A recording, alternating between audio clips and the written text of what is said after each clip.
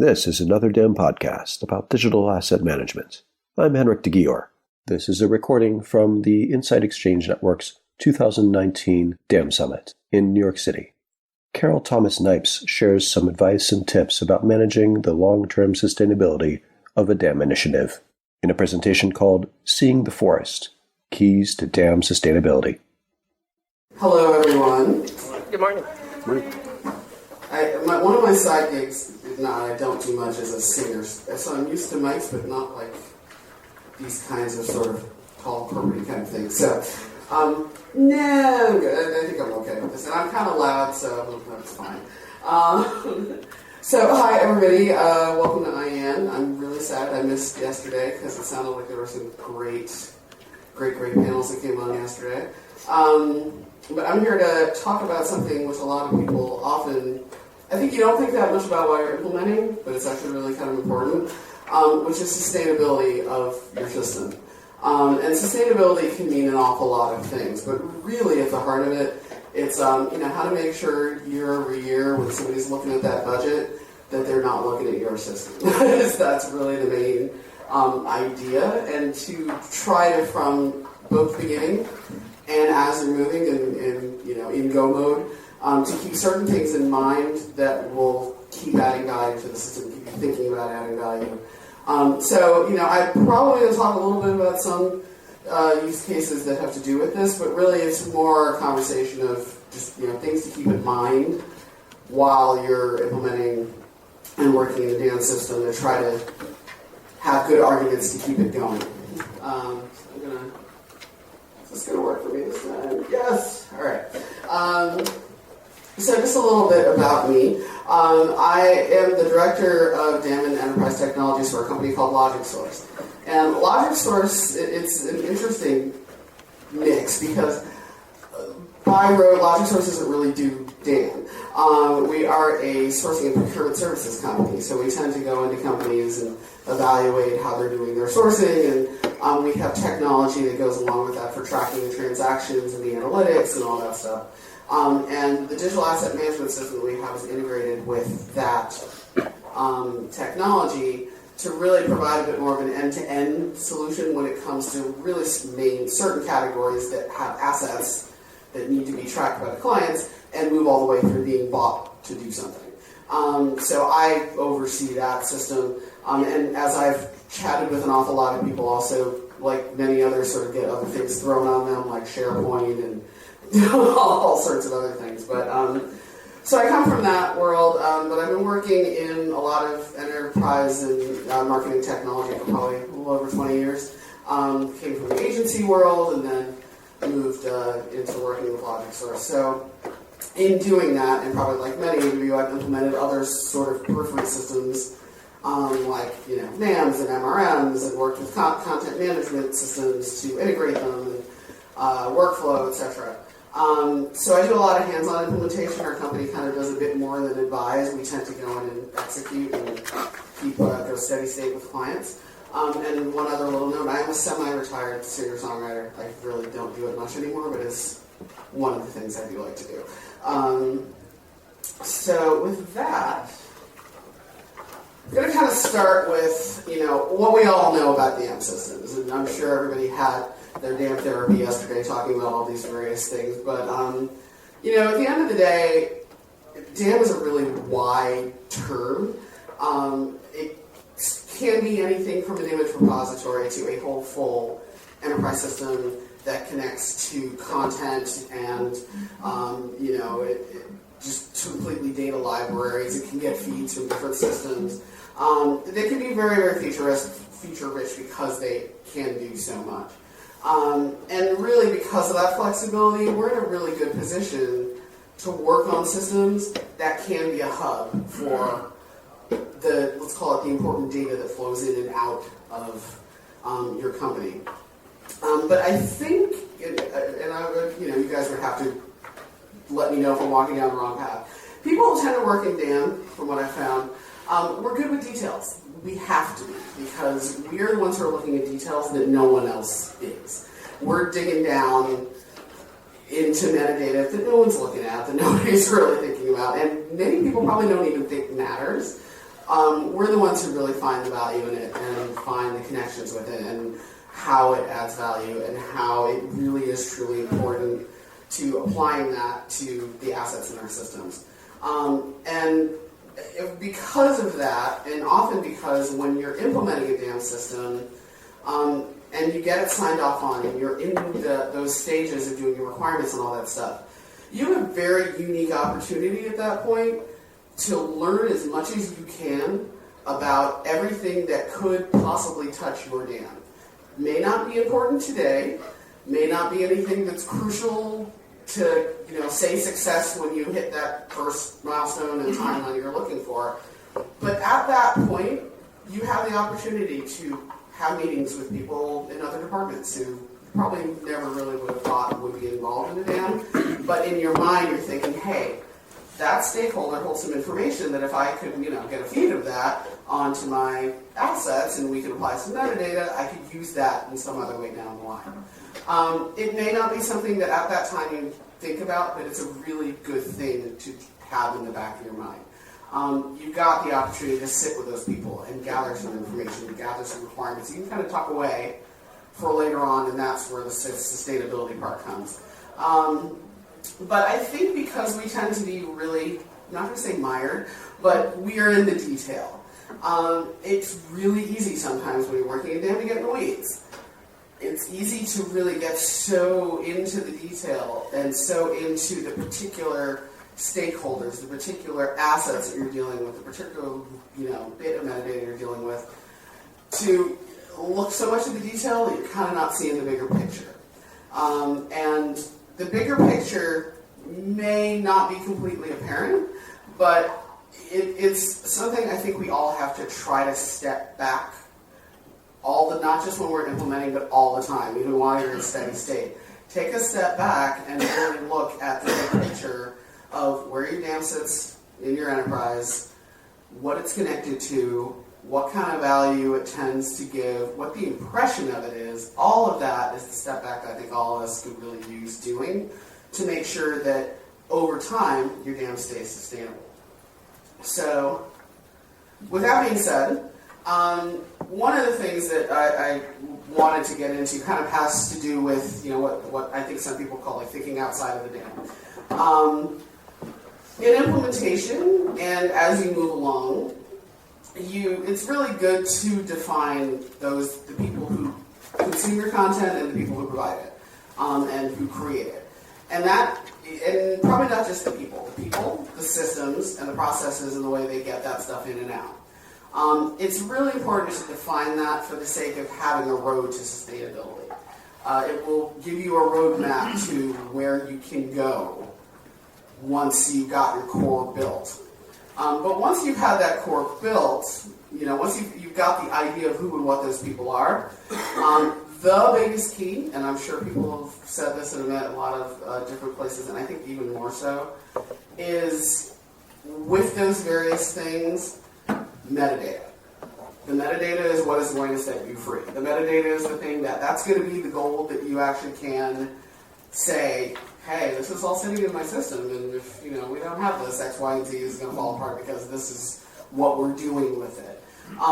So gathering that metadata, either in the beginning or all along the line, to create a strategic plan for what you want to do with it eventually, what you want to do with it now, what's your goal now, what you want to do with it eventually, what are those systems you might want to connect with, getting in touch with, getting alliances with the people who own that data is very, very important. And I kind of jokingly call this the metadata safari because that can be a little bit of a journey.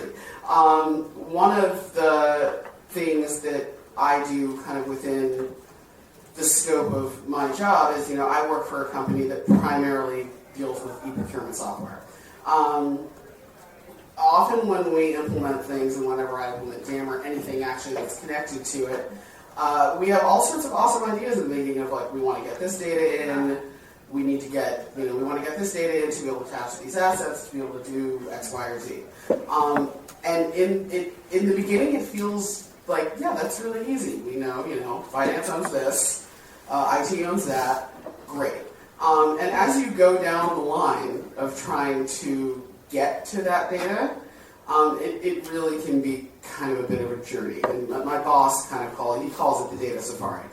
Because you'll go to one person and they'll be able to kind of give you 40% of a report that can help you, but they will give you a report with like 70% of stuff that you really don't need, and then you've got to kind of do this negotiation of, okay, if I'm going to do a feed with this thing, can you get it to me without all this stuff that I don't need? And it is a lot of negotiating and trying to bite down to find the right person. However, going on that safari, figuring out where those data sources are, making alliances with the people who manage that, again, is another point of being able to empower yourself to have a system where you can make it more sustainable by being connected to other things. Because that really is where the sustainability comes from.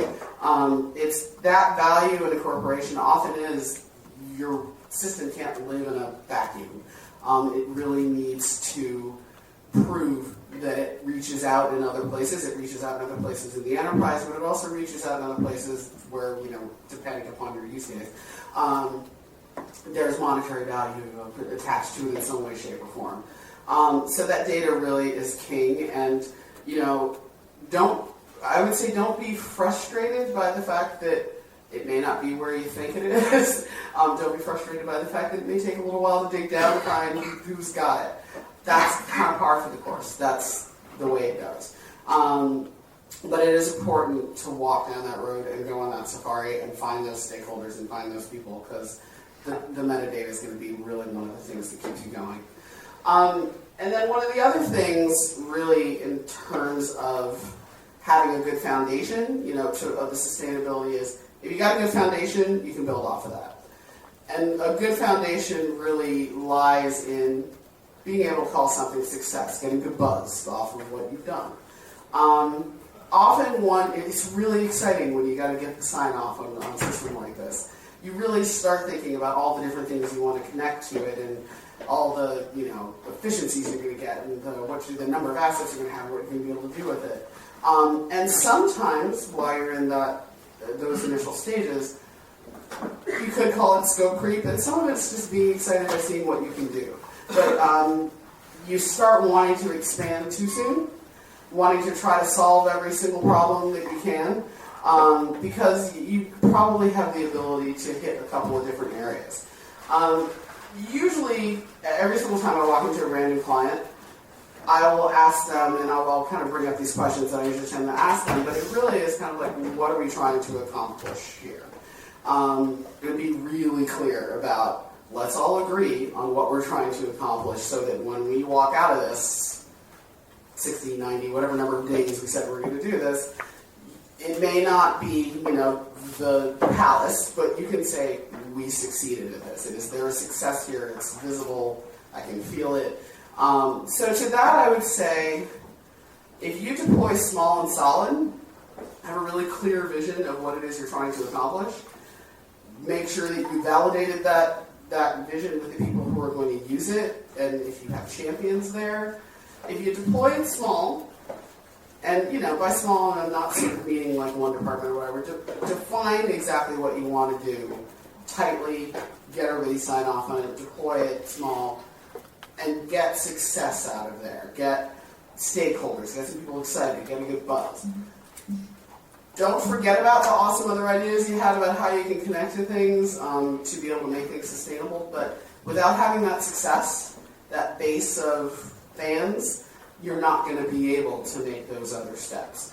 So really make it important to have in your head what success looks like, get that success, and then definitely think bigger. Don't just stay mired in that success, kind of keep it going. So with that being said, when you get to that point where you're rolling out the system, you have, and I'm sure other people always talk about this, check-in. Kind of don't just say I've got success, great, woo, it's up and running. Often as a DAM practitioner, once it's up and running, you find that it never stops. you're always busy, it never stops, there's always assets, there's always more you can do. But remember, there's always more you can do with their users. There are people who are using this stuff every single day, and this is not their day-to-day job. This is not the thing they're most interested in. You have to check in with them all the time to find out, is the system providing value? Are you accomplishing what you set out to do? As you keep checking in with them, it will keep giving you ideas about how you can improve and how you can keep your system looking like it's successful and it's providing success. But at the same time, success is going to change. And you have to stay flexible about what your vision of what this thing is going to be. So with that, initially, the main point was like, let's get a system in here, let's get all of our files in here, let's get that rights management info in here, and that's what we're going to do. That's what's important. Really, once we did that, as soon as it was done, it was like, what are we going to do now? Like, we need to justify why this thing is still here. We solved that problem. And really, what my boss thinks of as being successful with the system kept changing. Within a year, it was kind of like, okay, we have other agencies we have to work with, and we've got to make this stuff web capable so they can grab it. Okay, that's what's going to be success. The rights management stuff, don't worry about that so much. It kept changing. And it's easy because when you're building systems like this, you've got to build in rules. You're often building in a lot of rules for permissions and for what people use and workflows and stuff. You've got to stay flexible. But with that, with any luck, you get champions. You get people who are excited to be in the system and are the first ones to tell you when stuff's great. They will also be the ones who tell you when things are not.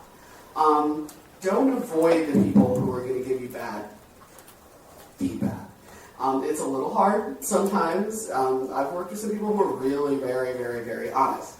And you kind of feel like your dam is your baby. You spend a lot of time working on this thing. But those people will actually probably give you some of the best feedback you'll ever get. And they will give you the best feedback that allows the buzz about your system and the buzz about what you're doing and the overall feeling of this is useful in your organization. They will get that out there to the greater organization. When people are giving you great feedback, wonderful. Keep track of it, keep that buzz going, but if you hear the bad buzz, don't avoid it. Jump on it, get on top of it, get those people's ideas, because really they can become champions if you work through whatever the problems with them, and you may actually discover that they've come up with some really valid points.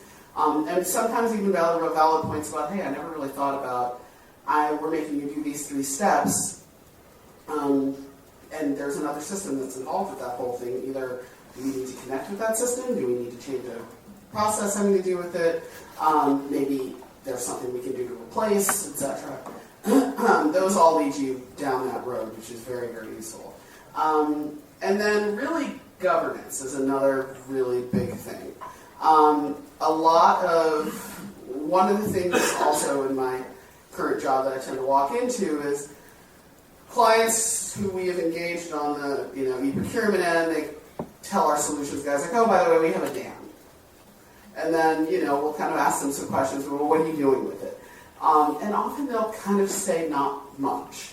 It sits there, they keep paying management on it, they have one small department that uses it, but it's not really robustly being used because I think it solved a problem at one point in time, but then they never really put anybody in charge of the governance of keeping it living. And for a lot of different reasons. Sometimes it's staffing, it's bandwidth, it's strategic importance, whatever. But if you are the damn person, the person who's building this job, you have to build into your future template governance. The governance is what's going to keep the ball rolling. The governance will involve the metadata. It will involve how you're managing all that, who is validating it all, where it's coming from. Keep continuing to reach out to the different stakeholders to make sure that you are getting what you need in the condition that you need it in. That governance is really very key to not letting your system languish and die in the mud. So that's an important thing to look out for as well. What did we want to? There we go. So with that, so kind of with all that stuff when it comes to the sustainability, there are a couple of things kind of in your day-to-day work. I call them mantras, don't need to be as touchy-feely as all that, but there are things that I kind of, while I'm in my day-to-day, getting in the weeds, I try to always think about, because they are the things that will lead you to having ideas about how you keep your system going in a positive way, being relevant, etc. And one of the big things, and I literally do kind of say this to myself every single day, sometimes it's out of frustration, but often it's like, what is the problem we're trying to solve with this system? There's a lot of minutia with what you're doing when it comes to the dam, but often sometimes you may sit in a meeting and there are people talking about a lot of different things, and you have to just kind of stop and tell me, like, what are we trying to do here? And there may be a lot of different answers to that, but trying to have a firm idea in your head of, this is a system that was brought in here to solve a problem. It could be more than one problem, but keeping your eyes on what that is will help dissipate some of the noise that you get, and help just keep you on a path, which will keep the ball rolling. But that being said, you got to look around. You've got to poke around and kind of see, like, where else in your enterprise, with other systems, with other departments, can you see an dam adding value? Another little example kind of from the agency days that I had is, I worked in a place that back in the big glut of agency life, I think we had about 175 employees, and the dam was really built for that. And then over probably the course of about 5 to 8 years, that lived because of the economic downturn. That went from 150 internal users to about 70. So the size of the number of people who were using the dam drastically decreased. But during that period of time, one of the things that we did do when we were looking at it was, when the dam first rolled out, it was just for production. And then we sort of moved, it was for production and creative. And then we realized that, all the account people need to use the dam. There's no reason why we should keep having to email them things, give them access to it. So then we rolled that into a different department. So kind of as the size of the company kept shrinking, the dam kept being used by more and more people, because it was just a good opportunity to keep looking at who else can use this thing, so that as things are shrinking, when they're looking at the balance sheet, they're not looking at your thing. You've got to have the hooks in as many places as you can. And it wasn't quite as cynical at that. It really was, we have a system that can do a lot of things. Let's try to connect it to as much as we can to add value. And in the end, we ended up having, it really got to a point where I think it was about 60 internal users.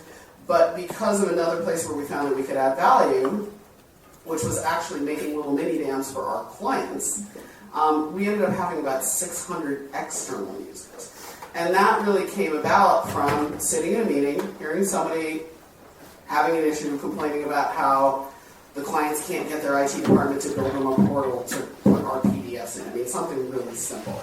And just chiming in and saying, like, what do they need? And finding out what it was and discovering, like, we're the ones who have the assets, they're the ones who need it. Can we build these portals for them?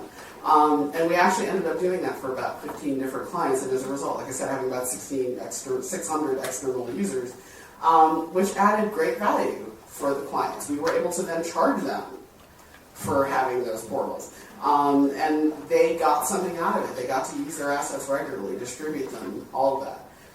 It's that looking around to be sure that you haven't looked for any lost opportunities. Don't get lost in the weeds. It's very easy to get lost in the weeds, but you have to try not to and keep your eyes on the prize. Again, I talked about the deploying small and going big, and always illustrating your ongoing value. Support your champions, but then there's something kind of at the end of all this that I would get into, and I've realized that I do have a bit of a typo in this. My boss has a term that he uses, which I think is quite funny. It's called the WIFM. And there should be another I in there. It's the what's in it for me. It can sound really cynical, but at the end of the day, nobody's going to want to use your technology unless you explain what's in it for me. I would love to think that I could build something really awesome that people are just going to want to embrace, and it's great, and we're just going to use it. No. They're not going to care unless you can say, what is in it for me? That goes for finance. What's in it for us?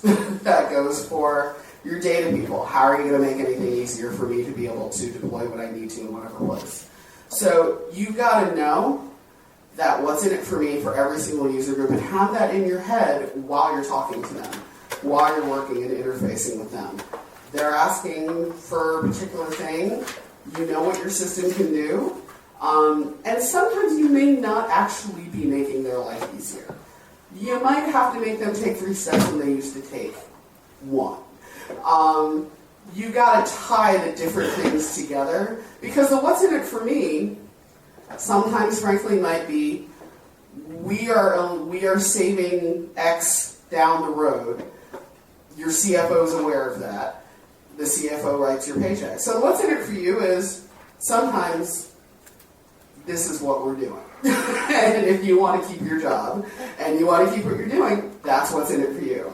Sounds harsh, but that is really, sometimes you've got to go there and you've got to be like, there is a bigger world here. This system's one part of it. There's a bigger world, and you've got to understand what that world is, all the steps along it, and what works for everybody. Because if you really come up against users who are resistant and having trouble, that what's in it for me may be the only way that you actually are able to win them over. So the WIFM is very, very important. And did I get? Sean's not moving for you. No. I think there's only like one more. Yeah. There we go. So I think I got to 9:10, I think. Okay. So really, at the end of the day, when it comes to sustainability, I would say your big things are, don't keep your system in a little bubble. Always think that it can expand. Always look at the other places where it can expand to. Reach out to those people. Get to know them. Get to know their data sources. Get to know the people who own that data. Being able to connect your system to as many other things in a smart way where it's adding value makes it much harder to pull something like that out. It makes it much harder to justify starting it. So really kind of the thing I'm going to end with here is the other part of the WIFM, which is what you usually will get from management, which is the what have you done for me lately. And it's very true. You will build something that feels like the greatest thing in the world. Blood, sweat, and tears. A year later, they're going to look at you and be like, so, what now? And that is very, it happens all the time. So as you're going, you don't want to kind of have to do this just when the CFO or when your boss comes in front of you and says, I need KPIs. You have to keep that in your mind all the time. What is your ongoing value? What is the ongoing value of your system? What's it doing? Are you saving time? Are you improving processes? Or have you controlled chaos to a certain extent? And also keeping in that the connections you have made with the other systems and the time you saved having those connections and the processes you probably improved, etc. And so that when you're thinking about all that, that is the time, once you've kind of established those metrics, to think to yourself, okay, where can I expand? What might be smart to integrate with? Where can I expand some metadata? Who are the people who can help me with that? To give an answer to what have you done lately. It's like, well, what I've done lately is, I've explored having our data connections to our CRM because, frankly, we use a lot of the same data. It may be a good thing to do. Or it may be that you've looked at that and you discover it's like, you know what, CRM does its thing, we do our thing, we connect here, maintaining that connection and making it a little bit more robust in other ways, that's the way to go. Always kind of thinking about what the reach is, but positives, negatives, where it fits, etc. Really, really, really important. So really, at the end of the day, when I kind of talk about seeing the forest, it is that our day-to-day lives working as dam people are very specific. You're working in a very specific area with a lot of little data points. Always keep your eyes open to what is going on in departments that have nothing to do with your dam, with people who kind of aren't necessarily involved, other systems that it may not make too much sense to think about, and by that I mean financial systems. Most people usually don't ever think about that sort of thing, but there are connections that can be made to an ERP from a dam that can be very, very powerful. Look at those other systems and just kind of see where that value could be, and just keep that in your mind all the time to make sure that you are growing a system and keeping it sustainable and going. And then always governance, governance, governance. Have an owner and have them keep growing the system. So I think hopefully I didn't speak in my usual New York going too fast thing, but I think I left a couple of minutes to be able to, if anybody has any questions or anything you kind of want to talk about, bring up. But that really is kind of where my point of view when it comes to sustainability on a dam. I'm going to go back to the beginning. Anybody have any? Hello. Hi. Hi. I just wanted to expand on a thing that you said as far as really listening to the naysayers. In my experience, we have this antiquated promo reel that goes out in satellite, and some people will not let it go and don't want to come to my dam. This one guy, he emails me all the time why the dam doesn't work for him, and I take his advice, and my whole goal is to make him a champion at the end of the day. And he has had really great suggestions that I've implemented right away, and the rest I'm like, Todd, keep talking to me. All the things I can't do for you right away, I'm putting in feature enhancements. And it's just been the best feedback I've gotten from anybody else, so I just totally agree with that. I think it's really important. It's a good story to try and turn those people around, because unfortunately negativity, it tends to trump, in terms of buzz, it trumps the positivity. It's going to be out there. So if you nip it in the bud, and especially, don't assume that person's a complainer. They might actually have really good ideas. I think there's, over here. Oh, hi Ralph. You mentioned the kind of good buzz and bad buzz. I was just wondering, you get some sort of idea about kind of silent bad buzz and about people who are not necessarily happy with every aspect of your dam, but you don't necessarily hear about it. And I wondered if you had any techniques you could recommend to everyone to finding out about that sort of thing. And it's funny, I know exactly what you're talking about, because I have encountered that a lot. I get a little nervous actually when I don't hear from my clients, because it sort of feels like, they're talking about something else or moving on to something else. I think you just have to keep reaching out to the people you don't hear anything from at all. Either they're just busy and they don't care, or they really are silently brewing. I think count that. Don't just assume they're fine. I think it's good to, every now and then, maybe even just send out an email. I find that kind of when people get an email about the system, it kind of doesn't have that much to do with, that something's wrong or whatever. Like a tip, this may have been something you didn't think about. If you, were you aware of the fact that you can actually add your metadata in Photoshop instead of having to put it into the dam and type it in there? You can do that. Great. Sometimes kicking off those kind of emails that are tips wake up the people who aren't paying too much of attention to what's going on in here, and they may kind of say, you might get the positive feedback, you might get the negative, but it's a good way to engage with the ones that kind of won't say much. But yeah, it's hard when you have people who just aren't giving any feedback at all. But I think you got to keep trying. Hi, Carol. Hi. In talking about finding where there's value, it looks like pretty much all of the things that you highlighted there are efficiencies and cost savings. And at least what I found is that when it comes to content, people don't necessarily get excited about cost savings. They want to see revenue generation. Do you see any place where you feel like the dam is a standout for potentially being a profit versus just a cost savings? I think that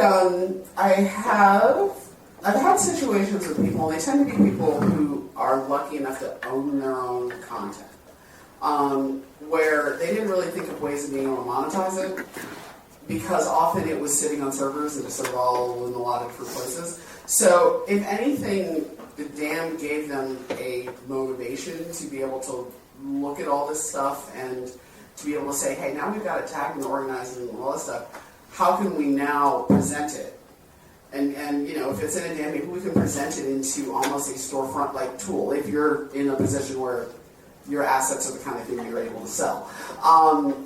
To be able to put it in some kind of a storefront tool where you can sell assets. I think there are a couple of museums who have used DAM that way. It's been the impetus of being able to then tack on to monetize their photography, their art, that kind of thing.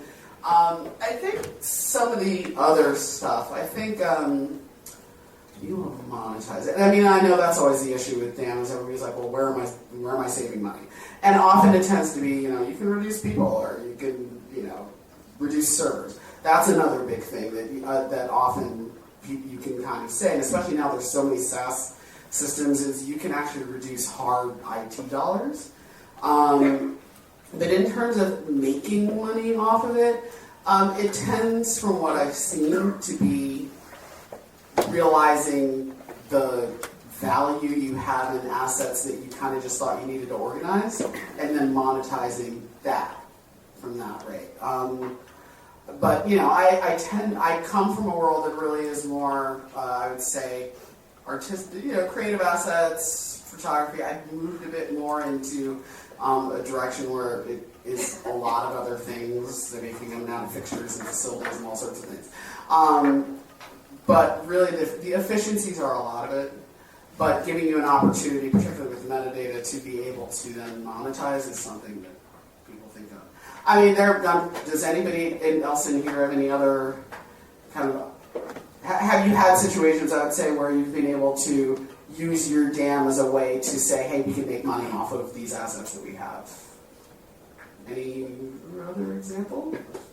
I know I'm putting people on the spot, but I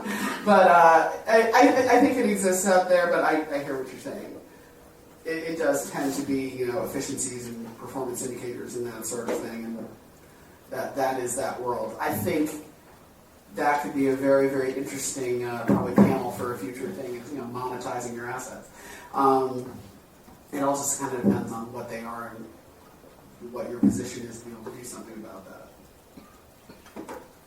All right, thank you very much. All right. Thank you guys. If you enjoyed this presentation and are interested in attending the Insight Exchange Network's DAM Practitioners Summit on January 30th and 31st of 2020 in New York City, you can find out more details and a discount code by visiting anotherdambpodcast.com. If you have any comments or questions, please contact me at anotherdamblog@gmail.com. Thanks again for listening.